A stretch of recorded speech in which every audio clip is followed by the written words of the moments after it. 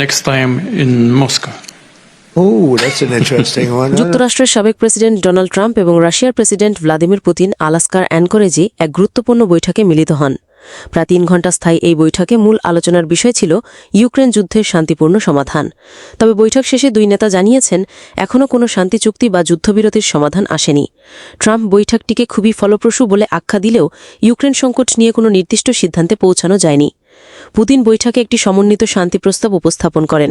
সূত্র বলছে এতে ইউক্রেনের কিছু ভূখণ্ড রাশিয়ার হাতে তুলে দেওয়ার শর্ত থাকতে পারে, তবে ইউক্রেন সরকার এই ধরনের প্রস্তাবে রাজি হওয়ার সম্ভাবনা নেই। বিশ্লেষকদের মতে শান্তি চুক্তি না হলেও পুতিন কূটনৈতিকভাবে লাভবান হয়েছেন, কারণ পশ্চিমা চাপের মধ্যেও তিনি বৈশ্বিকভাবেই আলোচনার টেবিলে বসতে পেরেছেন এবং বিশ্বমঞ্চে নতুনভাবে অবস্থান শক্ত করেছেন। অন্যদিকে ট্রাম্প ইউক্রেনকে সরাসরি বার্তা দিয়ে বলেছেন একটি সমঝোতায় আসতে হবে।